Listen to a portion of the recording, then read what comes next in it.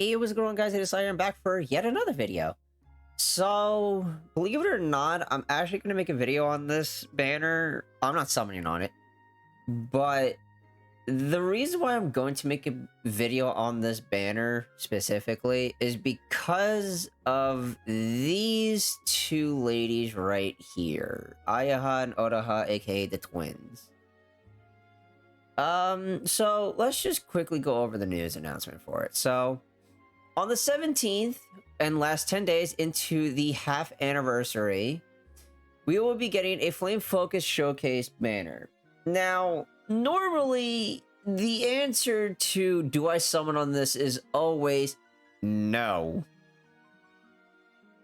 These banners are not the best.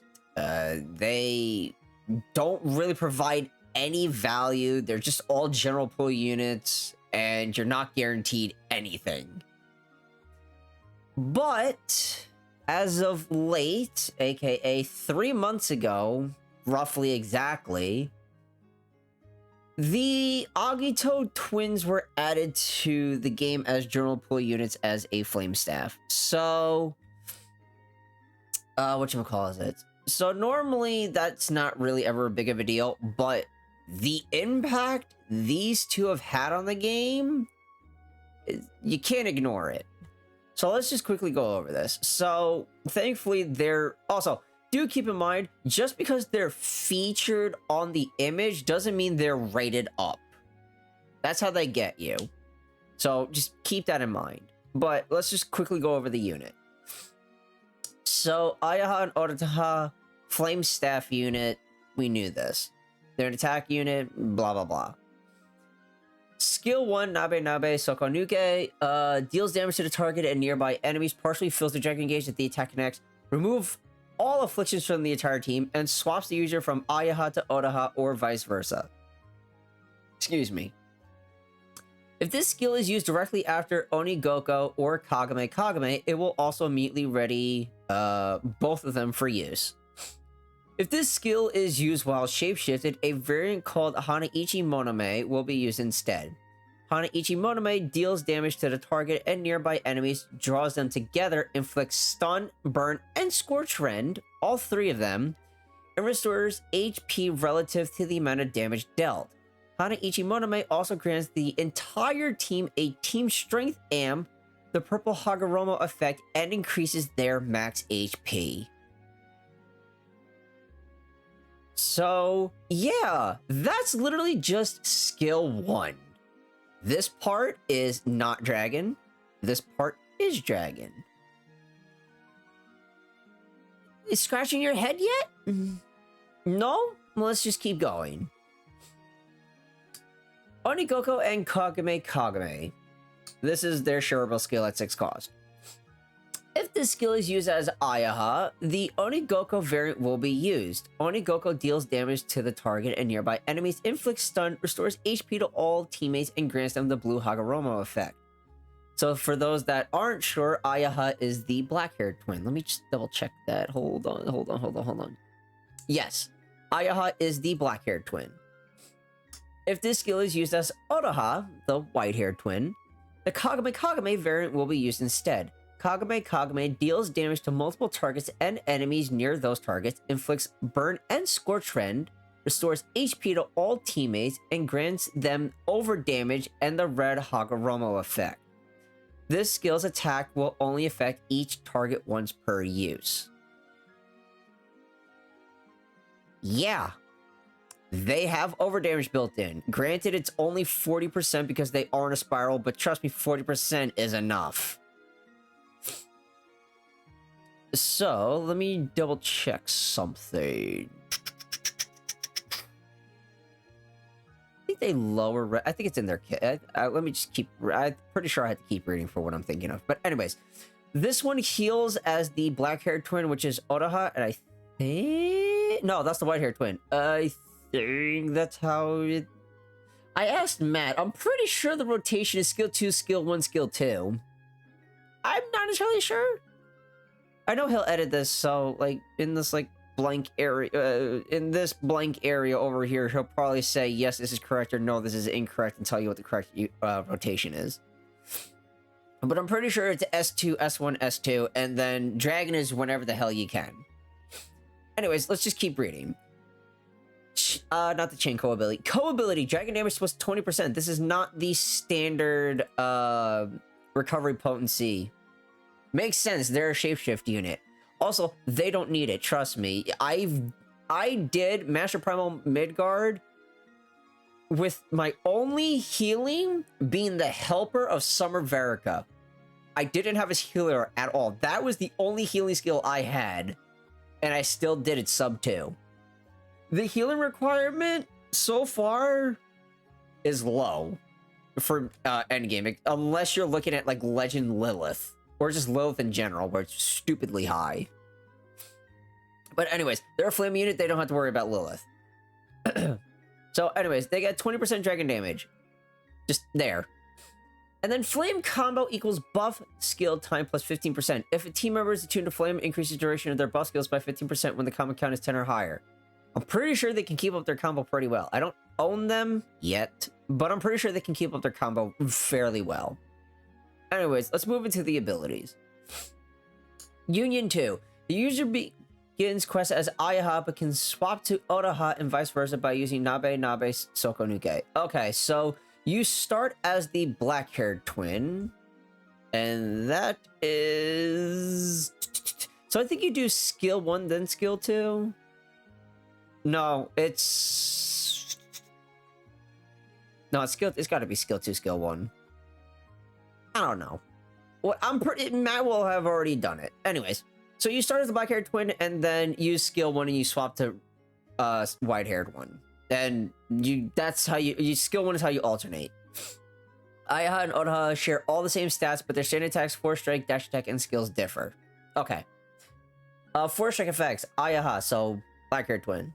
Deals damage to enemies in a line and reduces their strength by 5% for 20 seconds. This strength reduction will not stack. Makes sense. Otaha deals damage to surrounding enemies. That sounds about normal. When shapeshifting, the user will transform into Beast, Ayaha, and Otaha regardless of what dragon they are equipped with and activate the following effects while shapeshifted. So, run Mars. The user's shapeshift time is extended by 25 seconds. Good. The user's standard attacks lower enemy burn and scorched rend resistance by 20% for 30 seconds. That's what I was looking for. Both of these resistance reduction effects can be applied simultaneously, but neither of them will stack.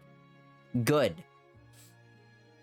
Here we go. The user is granted a Dragon Strike that deals damage to surrounding enemies and inflicts stun and scorch rend. Awesome. So, with just their Dragon Strike means there's a Force Strike, I think? But yeah, so that does stun and scorch, and then when you use skill 1 as the dragon, it inflicts all 3. So, yeah, there you go. And then, in addition, the user's dragon skill level will match the level of the adventurer's initial skill displayed at the top of their skill list. Okay, that's fair. So, yeah, they reduce burn and scorch rend by 20%. Just by being in dragon and you just attack. So, there you go. Extra 25% shapeshift, and then extra 20% damage while you're in dragon. So like I said, use Mars. The Mars is literally how you bring out their full potential, because when you end shapeshift, you get all of your skills back. Okay, here we go. Warabe Asobi 2. Using Nabe Sokonuke reduces susceptibility to afflictions by 20% for the remainder of the quest. Good, that is every affliction, and they stacked it up to 5 times, which gives them 100% resistance to every affliction. Also, using Nabe Sokonuke, Onigoko, or Kagame will grant the user a strength amp with a maximum team amp level of 1 at this, and that's standard amp stuff. So yeah, they don't have like normal dual res, they have omni-res, I guess is the word I'm looking for. Omni-res. And then this reduction can stack up to 5 times. Makes sense. And then, here we go. Tosenbo and Torianase 2. Reduces damage taken by 10% when not inflicted with any afflictions, and since they cleanse all reses and build up their reses to 100%, they'll eventually have a permanent 10% damage reduction. 10's not a lot, but it's something. Also grants the user a stack of the playtime effect for every 9 seconds that pass in which the user is not inflicted with any afflictions. During playtime, the user's strength is increased by 5 and the potency of recovery skills by 10. This buff can stack up to 3 times. All stacks will be lost to being inflicted with an affliction. Eventually, you'll just... So after 27 seconds, especially when you're at 100% res, you will have 50% strength and 30% recovery potency. That's really good. It's 50% strength and then 30% recovery. Obviously, recovery potency, like, nowadays is, like, whatever because the healing requirements is not that high, but still. You can literally build them, like, 100% DPS in their entire worm prints. They'll still match the healing requirements. And then Undercover Grace is also going to be featured on the banner image, and so is Uriel, but whatever. The reason why I'm making this video is because of this unit right here, the twins. Are they meta? Oh, absolutely. Are they required? No. Do they make life easier? Fuck yes. Should you dream summon them? Oh, about 1000%. So yeah, these two now rival the likes of like Summer Verica and Grace for like new players, pretty much. Even though I'm pretty sure Summer Verica is like now on the free dream summon, so I'm sure Grace is too. Yeah, Grace should be. Both of the latter two that I just mentioned, Summer Verica and Grace, they're both on the free dream summon. If we get one during the half anniversary, I'm praying that we do, which would be fantastic. And then the paid dream summon would obviously, for me, is going to go to the twins unless I pull them. But we don't know what the half anniversary gala is going to be yet. We all thought it was going to be Sheila because of how the story was going, but clearly not. I would have to double check of when we're getting part 2 for story, but I'm pretty sure it's like right before I'm pretty sure it's like before the digest. Also, we don't know when the digest is yet. Let me open this up real quick.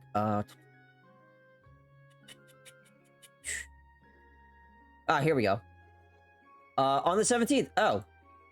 In 90 minutes. So in 90 minutes, we'll roughly know who the gala is. But yeah, this banner, should you summon on it? No, honestly not. Unless you just don't care and you want the twins to knock yourself out. The only reason I would say summon on this banner is if these conditions meet. 1, you're a whale and you don't really give a shit. So that's in, okay, let me rephrase that. That's an option. These next ones need to be met if you're not the first. Okay. If you're a free-to-play player, you don't have the twins, and you're sitting on 600 summons, and the twins are sparkable. That is, all 4 of those conditions need to be met, in my opinion, for me to justify you summoning on this banner.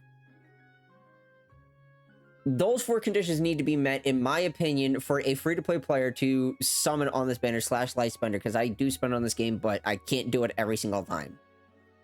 In my opinion, it needs to be those 4. So, free-to-play, double spark, twins are featured. Twins are sparkable, and what was the last one? Oh, shit, hold on.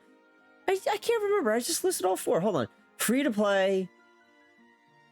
Oh, right. You don't have the twins. Duh. Good job, Sly. So, free to play, don't have twins, sitting on a double spark, twins are sparkable. All 4 of those need to be met, in my opinion, for you to summon on this banner if you're a free to play / light spender. If you're a whale, do whatever. Also, second of all, don't do whatever, because I'm not going to tell you how to spend your money. I never do that. I hate like when I talk about like spending money in gachas, I don't want people to ever think I'm telling them to spend their money. If you are comfortable doing it and you want to, by all means, I don't tell you how to spend your money. But if you're not comfortable and you don't want to do it, then please don't do it. If you feel more comfortable waiting for the paid dream summon to come out, which is like, depending on anniversary sales, if you've never spent on the game before, it's about $8 for a free multi, quote unquote free multi. It is $8 for 1200 diamantium, which is what it costs to do a dream summon. The paid one, that is. If you have bought that before and you're a light spender, then depending on anniversary sales, it's probably going to be $20 for 1500 diamantium, I think. And then normal regular everyday sales that are in the game is about 25, I think, for the multi, whatever. If you just feel more comfortable waiting for the paid dream summon for them, by all means, knock yourself out. At that point, yes, please do. But if you are uncomfortable spending money on the game, then I totally get it. Just wait for them to come back at another time. But yeah, overall, should you summon on this banner? No. Should you summon on this banner if the 4 conditions are met? Knock yourself out. Other than that, that's gonna be it for the video. I'm done rambling for the last like 16 minutes. But yeah. Yeah, that's gonna be it for the video. If you guys did enjoy it and found it informative, hit like. If you guys haven't already, hit the sub button. Notifications, all that good jazz. I'll see you all in the next one. Take care. Peace.